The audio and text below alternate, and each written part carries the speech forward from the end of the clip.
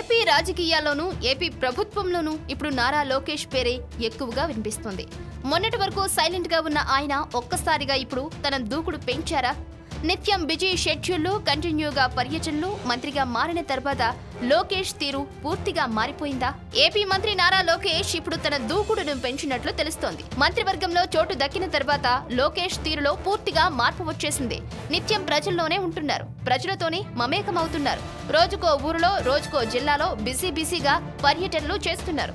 ప్రజలనుద్దేశించి మాట్లాడడంలోనూ ఆయన పీసీ పట్టా తీసుకున్నారని చెప్పొచ్చు. ఎందుకంటే ఎక్కడ ఏ సమస్యలు ఉన్నాయో ముందుగానే తెలుసుకుని ఆ దిశగా దూసుకు వెళుతున్నారు. ఒక పక్క ప్రణాళికను ఏర్పాటు చేసుకుని లోకేష్ పావులు కదుపుతున్నారు. తాజాగా 7 సాఫ్ట్వేర్ కంపెనీలను ప్రారంభించిన మంత్రి లోకేష్ ఐటీ శాఖ మంత్రిగా తన సత్తా ఏంటో నిరూపించుకున్నారు. మిగిలిన మంత్రులతో పోలిస్తే లోకేష్ దూకుడుపై హర్షం వ్యక్తమవుతోంది. చంద్రబాబు తనయుడిగా నిన్న మొన్నటి వరకు పార్టీ బాధ్యతలను భుజాన వేసుకుని తెరవెనుక నుంచి ఆయన చక్రం తిప్పిన సంగతి తెలిసిందే. మిగిలిన మంత్రులకు సైతం లోకేష్ దిశ దశ నిర్దేశిస్తుంటారు. అయితే ఇటీవల మంత్రిగా బాధ్యతలు చేపట్టిన తర్వాత ప్రభుత్వానికి సైతం ఆయన నుంచి పూర్తిగా సహకారం అందుతుంది.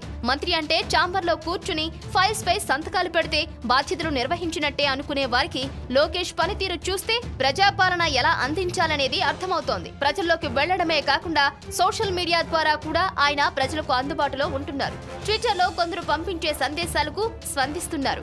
ఎక్కడ సమస్య ఉందో తెలుసుకుని అక్కడ అధికారులను అప్రమత్తం చేయడం, జిల్లాల వారీగా సభలు సమావేశాలు ఏర్పాటు చేసి ప్రజలకు సుపరిపాలన అందించడమే లక్ష్యంగా లోకేష్ ముందుకు వెళుతున్నారు.